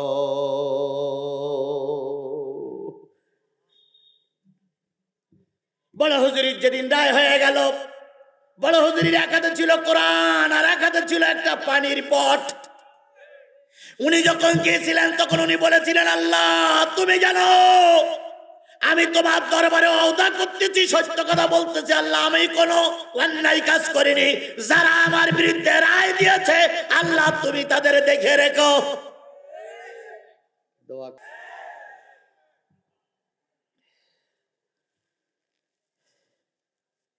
কোন রোগ বাইরাম নেই, ক্যান্সারের রোগী বানাই বিদেশে পাঠানো হইল। শেষ পর্যন্ত কয় বছরের জেল? 11 বছরের জেল। আবুল আহাব ডাক দিয়ে বলে, তাড়াতাড়ি যা, কি দোয়া করে শোন। নবী দোয়া করতেছে, আল্লাহ যারা আমাকে মারলো, যারা আমার গায়ে আঘাত করেছে, আল্লাহ তোমার গজব দিয়ে তাদেরকে ধরো, হিংস্র জানোয়ার দিয়ে তাদেরকে পাকড়াও করো।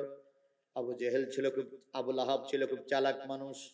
আবুল আহাব এসে বলতে, সর্বনাশ, নবীজির মুখ থেকে দোয়া বাহির হতে যতক্ষণ লেগেছে, তার আগে দোয়া মালিকের দরবারে কবুল হয়ে গেছে। খুব সতর্ক অবস্থায় থাকিস, হুজুরির দোয়া বলে বৃথা যাবে না। হাজার হাজার লোক নিয়ে দোয়া করেছে, জানো, খবরদার সতর্ক থাকিস। আবুল আহাব সতর্ক অবস্থায় বাচ্চাদেরকে নিয়ে চলাফেরা করে, ব্যবসায় যাচ্ছে। ব্যবসায় যেতে যেতে হঠাৎ করে রাত হয়ে গেছে। আবুল আহাব চিন্তা করলো, নবী মুহাম্মাদের দোয়া কখন জানি কাজে লাগে, কখন জানি কাজে লাগে, কখন জানি কাজে লাগে। ব্যারিকেড তৈরি করেছে, প্রথম সন্তানগুলোরে ঘুম পড়ালো, তারপরে মাল সামানা দিয়ে ব্যারিকেড দিল, তারপরে সেনাবাহিনী যা ছিল তা দিয়ে ব্যারিকেড দিল।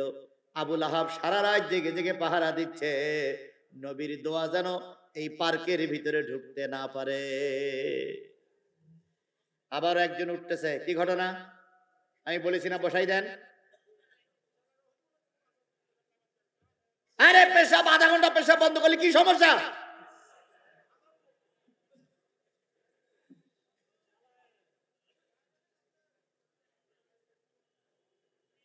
আচ্ছা, যারা যারা উঠবেন একসঙ্গে ওঠেন দিন, ওঠেন। কত হয়েছে? 10 আর 20 মিনিট সময়। বসাই লাগবে, বসাই লাগবে। উঠলে কিন্তু খবর আছে। এরপরে যদি আপনি না বসেন, আমি আর চেয়ারম্যান দুজন যাব। 20 মিনিট বসেন, একটু ধৈর্য ধরুন। কারণ আপনি উঠে গেলে ওয়াজের ক্ষতি হচ্ছে না, কিন্তু আপনি উঠে যাওয়ার পরে যদি 10 জন লোক উঠে যায়, 11 জন লোক কোরআন না শোনার জন্য যে গুনাহ হবে আপনার আমলনামায় তাই লেখা হবে। দয়া করে বসুন, আমরা খুব তাড়াতাড়ি শেষ করবো ইনশাআল্লাহ। আমার ভাইয়েরা, ব্যারিকেড তৈরি করা হলো। আবুল আহাব সারা রাত জেগে জেগে চৌকিদারের দায়িত্ব পালন করে। নবীর দোয়া কাজে লেগে গেছে। সূরা আহাব।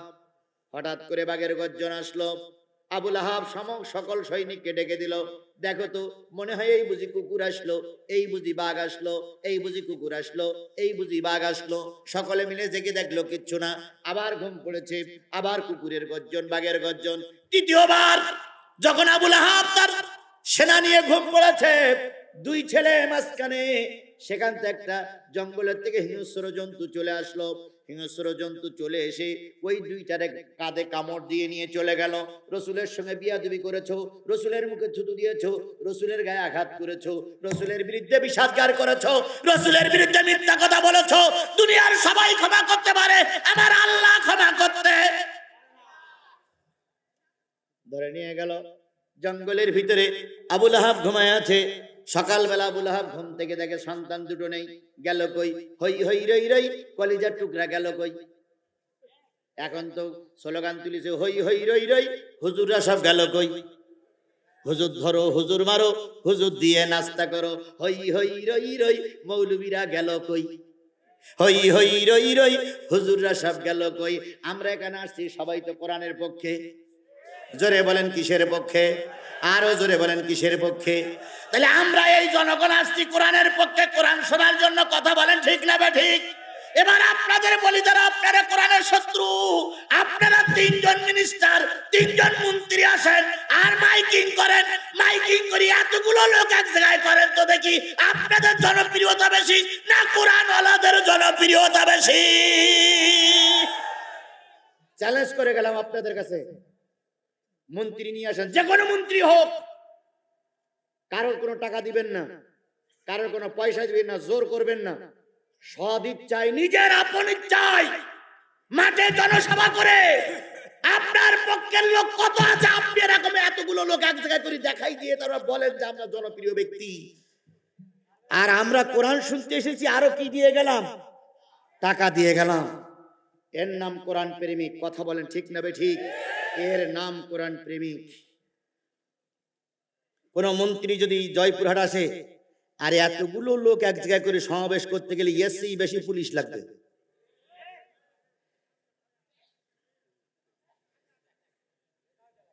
জনগণের চাইতে এখন সমাজে পুলিশ বেশি। কারণ পুলিশ মনে করে যে নেতারা যদি মঞ্চে তুলে দেয় আর আমরা যদি পাশে না থাকি, কোন জায়গাতে কোন ঢুস করে দেবে না, চিঠেই বলি থাকবেন। আমাদের কি সেই ভয় আছে? জোরে বলেন, সেই ভয় আছে? গোটা দেশে, বাংলাদেশের এমন কোন দেশ, এমন কোন জেলা নাই যে জেলায় গুনাহগার যাচ্ছে না। গোটা জেলায় বাঘের বাচ্চার মতো কথা বলে বেড়াচ্ছি। আমার কোন বডিগার্ড লাগে না, আমার কোন পেছনে কোন লোক লাগে না, কারণ আমি জানি আমার পক্ষে কেউ না থাকলে আমার আল্লাহ আছে। আর আমাদের কয় হুজুরদের জনপ্রিয়তা নেই। আছে কিনা প্রমাণ করুন। আমির হামজার ছেড়ে দেন, আজারি রাষ্ট্রী দেন। আজারিরে জয়পুরহাটে সমাবেশ করার সুযোগ করে দেন। আর আপনারা গোটা দেশের বাছাই করা সব নেতারা এসে সমাবেশ করুন।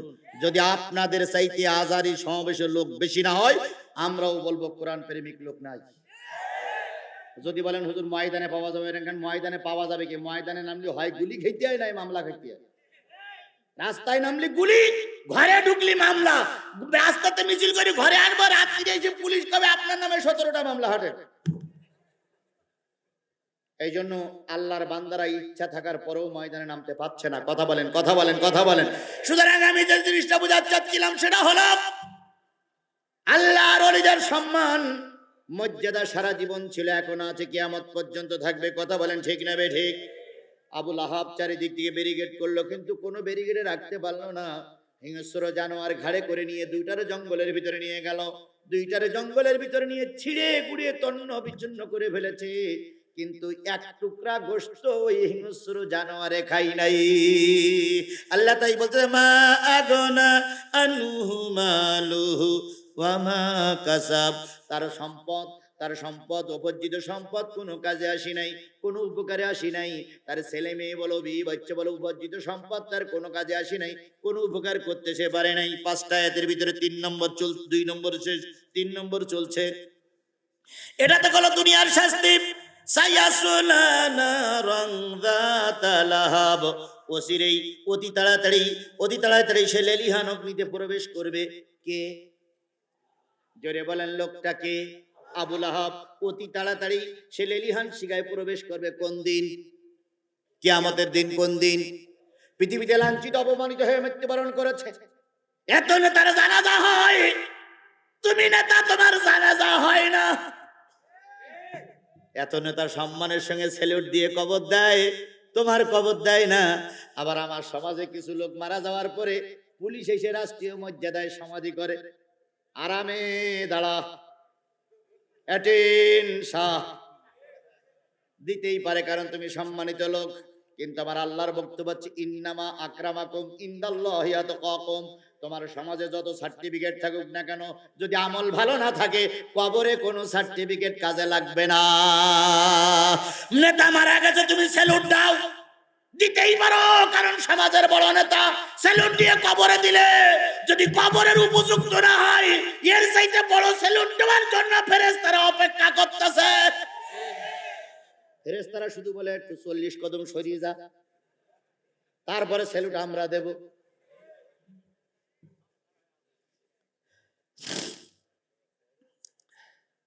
আমি আমার প্রবাদ বাক্যে বলি, আমার সেই নেতা বড়, আমার চাইতে নেতা বড়, নেতার চাইতে দল বড়, দলের চাইতে দেশ বড়। মিলাই নেন, আমার চাইতে নেতা বড়, নেতার চাইতে দল বড়, দলের চাইতে দেশ বড়, দেশের চাইতে ঈমান বড়। যে দেশে ঈমান নিয়ে বেঁচে থাকা যায় না, ওই দেশে থাকার চাইতে হিজরত করাটাই আল্লাহর বিধান। আপনি নেতা হতে পারেন, আপনার অনেক গুণকীর্তন থাকতে পারে, কিন্তু আপনার ঈমান নাই, আল্লাহর কাছে আপনার চাইরা নাও দাম নাই। স্যালুট দিয়ে কি করবেন আপনি? এত স্যালুট কোন জায়গায় নিয়ে যাবেন? এত জোরে জোরে কবরের পাশে স্যালুট, কবর পর্যন্ত লাফাই ওঠে। আজরাইলও মনে হয় ভয় পেয়ে যায়। আপনি স্যালুট দিয়ে রেখে আসলেন, এবার যখন ফেরেশতা এসে জিজ্ঞেস করে, মান রব্বুকা, মান দীনুকা, মান নবিয়ুকা, মান ইমামুকা, কে তোমার প্রশ্নের উত্তর দেবে? যদি উত্তর দিতে না পারো, কোন স্যালুটে, কোন রাষ্ট্রীয় সমাধিতে কবরের আযাব মাফ হবে না, হবে না, হবে না।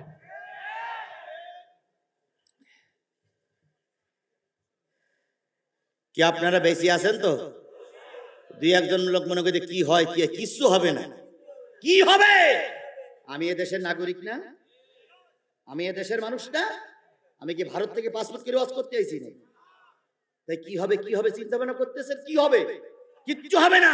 শেষ পর্যন্ত একটা জিনিস হতে পারে, সেটা মৃত্যু। আর তোমার আমার মৃত্যুটা যদি কোরআনের জন্য হয়, ওটাই আমার জন্য এনাফ, তোমার জন্য এনাফ, ওটাই আমার জন্য যথেষ্ট, তোমার জন্য যথেষ্ট। আমার ভাইয়ের, আল্লাহ রাব্বুল আলামিন বললেন, শোনো, এই পৃথিবীতে তুমি লাঞ্ছিত হয়ে মৃত্যুবরণ করলে, কারণ তুমি নবীর দিকে পাথর ছুঁড়ে মেরেছো, মনে আছে তো? আর তোমার ছেলেরা মৃত্যুবরণ করলো লাঞ্ছিত অবস্থায়, কারণ তোমার ছেলেরা কার অপমান করেছে? নবীর অপমান করেছে। এরা তো গেল দুনিয়া। সায়াসলা নারাং যাতা লাহাব, অচিরেই তুমি যখন মৃত্যুবরণ করবা, তুমি যখন কবরে যাবা, তোমার ছেলেরা যখন কবরে যাবে, উত্তম অগ্নিতে তোমাদেরকে, ওই যে চরম অগ্নিতে, খুব কঠিন অগ্নিতে তোমাদেরকে পোড়ানো হবে। এবার কিন্তু আসল কথা আসতেছে। শুধু তুমি নয়, এতক্ষণ তো ছেলের কথা হলো, বাবার কথা হলো, এবার বাকি আছে আসল মহিলা। এবার কিন্তু আসল কথা। তাই আল্লাহ রাব্বুল আলামিন বলতে, শুধু তুমি নয়, অমরাতুহু, তোমার স্ত্রী ওর ভিতরে ঢুকবে। আচ্ছা, আল্লাহ পাক এতক্ষণ দেখলো ছেলের বাপের, এখন আবার স্ত্রী দেখতেছ কেন? হাম্মালাতাল হাতাব, যে ইন্ধন বহন করে। তার মানে আবুল আহাব যখন কাজ করত, আবুল আহাবের পক্ষে সাহায্য করত তার স্ত্রী। নাম কি? না, উম্মে জামিল। নাম কি? উম্মে জামিল। উম্মে জামিল মানে কি? জামিলুন মানে কি? সুন্দরী। আর উম্মুন মানে হলো মা, সুন্দরীদের মা। তাহলে বোঝা গেল এ নারীও দেখতে খুব। ও নারী, এবার ভালো করে শোনো। এতক্ষণ পুরুষের রজ হলো, এবার মায়েরা শোনো। তুমি নারী, তুমি অহংকার করতেছ, কিন্তু তোমার চাইতে বড় অহংকারী ছিল আবুল আহাবের স্ত্রী। চেহারা কিন্তু কম ছিল না, শিক্ষিত কম ছিল না। এই নারী ছিল আবু সুফিয়ানের বোন। আবু সুফিয়ানের বোন। এই নারী খুব উচ্চ বংশের মানুষ। রাসূল সাল্লাল্লাহু আলাইহি সাল্লাম যখন কালেমার দাওয়াত দেওয়ার জন্য রাস্তায় নামতেন, এই নারী তখন রাস্তায় কি পুঁতে রাখতো? কাঁটা পুঁতে রাখতো। ওই কাঁটা যখন মুহাম্মাদের পায়ে ফুটতো, ওই নারী তখন আনন্দ পেত। আজকেও দেখতেছি হুজুররা যখন বিপদে পড়ে, এই উম্মে জামিলের মতন কিছু নারী আছে, এরাও আনন্দ পায়। ওরে, ওই উম্মে জামিল মারা গেছে, উম্মে জামিলের উত্তরসূরি গোটা পৃথিবীতে আছে, আমার বাংলাদেশেও।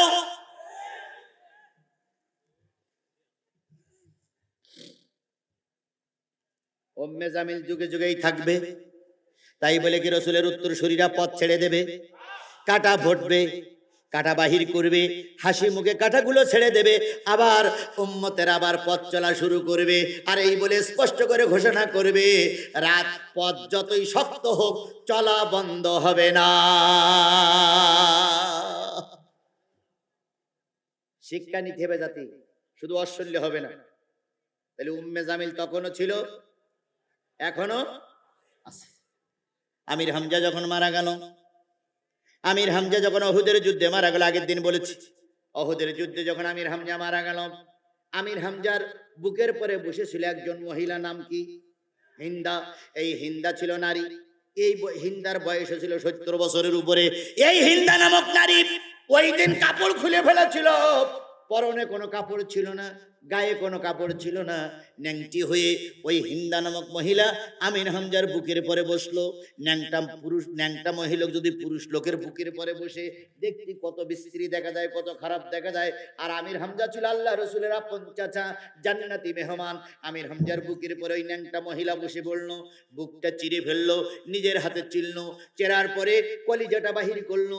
ওই হিন্দা কলিজা চিবাইতে শুরু করলো, আর বলল, বদরের যুদ্ধের প্রতিশোধ নিচ্ছি। আজকেও আমাদের দেশের কিছু ওই জাতীয় নারীরা কয়, অমুক সময়ের প্রতিশোধ দিচ্ছি। আল্লাহর কসম, যদি প্রাণের ভিতরে ওই প্রতিশোধ স্প্রিয়া থাকে, আজও কাল হোক অপমানিত হয়েই দুনিয়ার থেকে বিদায় নেওয়া লাগবে।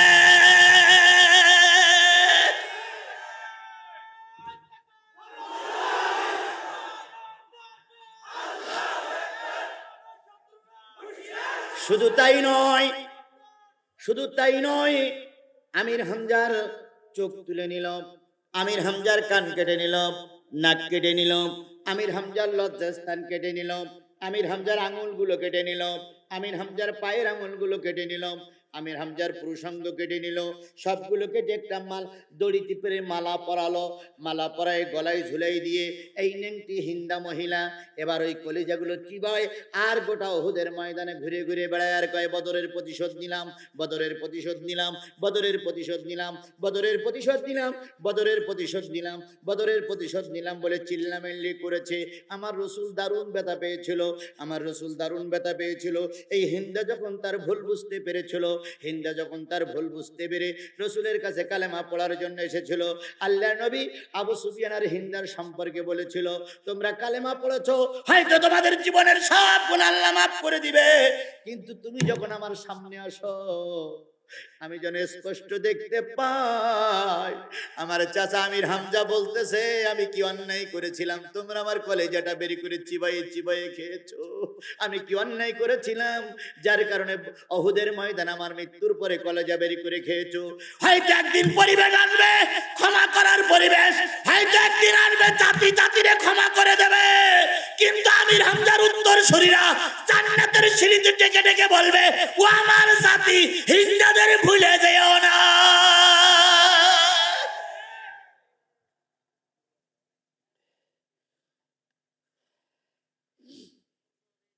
আল্লাহ আল্লাহ বোঝার তৌফিক দিক। আরো জোরে, আরো জোরে। কোরআন শরীফ 1450 বছর আগে নাজিল হওয়ার পরে কোরআন শরীফ কিন্তু বিলীন হয়ে জানি। কোরআন শরীফের প্রতিটা কথা, প্রতিটা হরফ, প্রতিটা অক্ষর জাতির জন্য কল্যাণকর।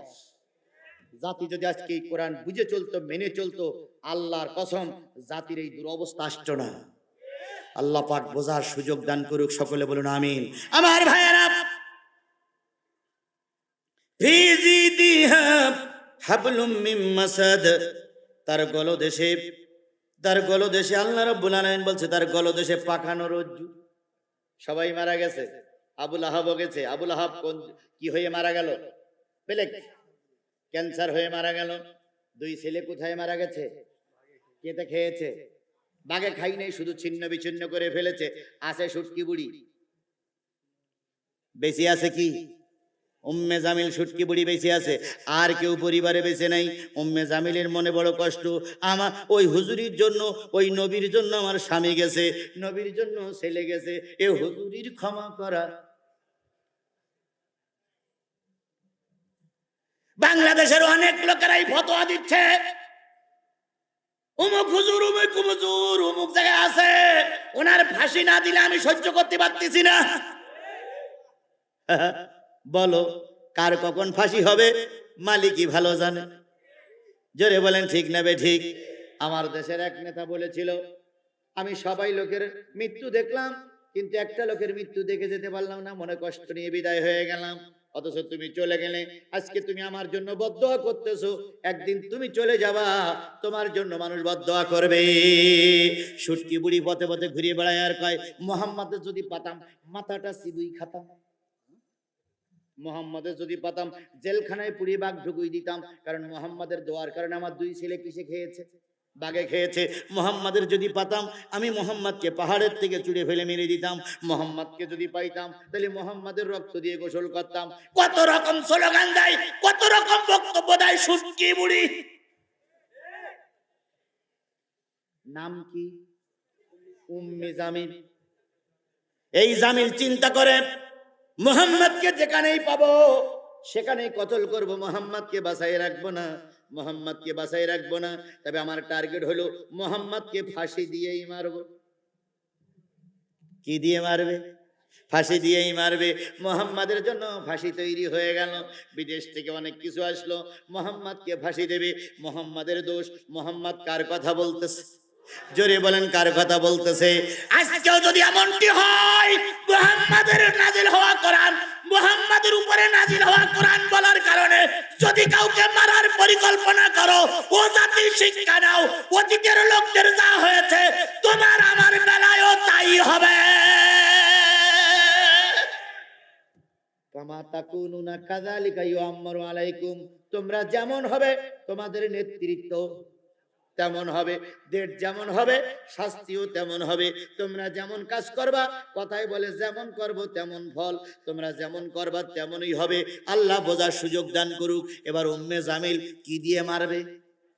তখন তো হাইকোর্ট, জজ কোর্ট, সুপ্রিম কোর্ট নাই। নিজে নিজে জোরদার মুল্লুকদার, জোরদার মুল্লুকদার নিজে নিজে মারবে বলে ফাঁসি তৈরি করতেছে। ফাঁসি তৈরি হয়ে গেল, ফাঁসি নিয়ে ঘুরিয়ে ঘুরিয়ে বেড়ায়।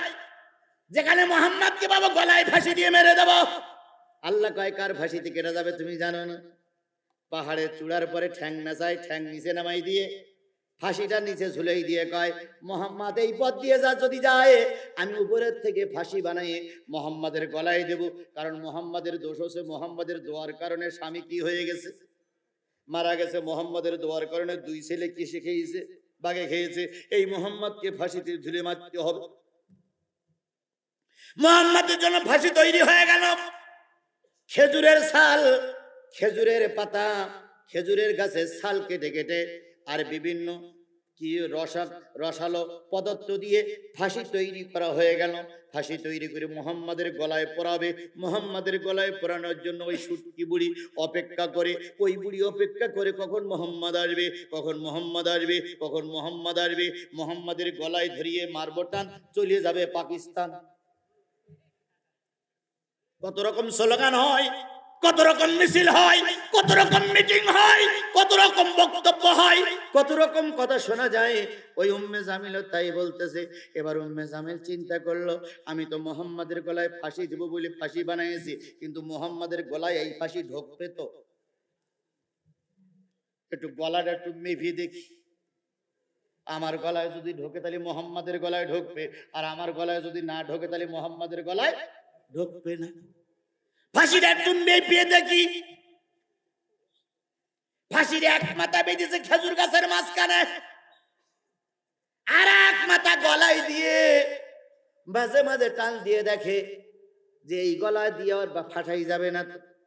ফাঁসাই গেলে তো শিকারি ধরার পরে ছাড়া পড়ে যাবে, সুতরাং ফাঁসাই যেন না যায়, গলা মাপে। আর খেজুর গাছের গায়ে ও আর এক রশির মাথা বান্ধা আছে। আল্লাহ রাব্বুল আলামিন বললেন, আজকে হাইকোর্ট নাই, আজকে সুপ্রিম কোর্ট নাই, আজকে ম্যাজিস্ট্রেট কোর্ট নাই, আজকে বিচারকেরা রায় দেবে না, কিন্তু মহান আল্লাহর আদালতের বিচার এখনো থেমে যায়নি রে সুটকি বুড়ি।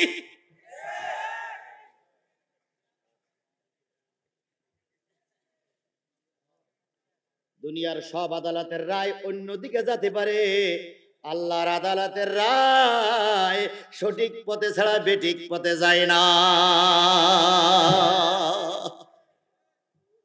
গলায় রশি পরাই পরীক্ষা করে, রশি কি হয়, রশি কি হয়।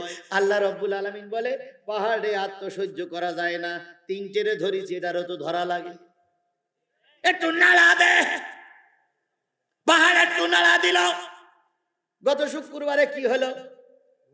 একটু ভূমিকম্প হয়ে বুঝাই দিল বান্দারে, ফিরিয়ে আয়, নতুবা বড় ভূমিকম্প আসবে। একটু ভূমিকম্প দিল, পাহাড় কেঁপে উঠলো, সুটকি বুড়ি ঝুলে পড়ল।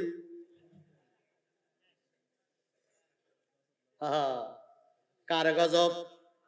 জোরে বলেন, কার গজব? সুটকি বুড়ি ঝুলে পড়ল। ঝুলে যখন পড়ে, তখন ঝুলে পড়ে ক্যা ক্যা করতেছে, বিড়ালের বাসার মাথার কাউ কাউ করে, আর কয়, ও আসমানের মালিক, জমিনের মালিক, নবীর দোয়া সব জায়গায় কাজে লেগে গেল। এখন দেখি আমি একটা এত সুন্দরী নারী, এত ক্ষমতাশীল নারী, এত মর্যাদাশীল নারী, এত পাওয়ারওয়ালা নারী, এখন দেখি আমার রশি আমার গলায়।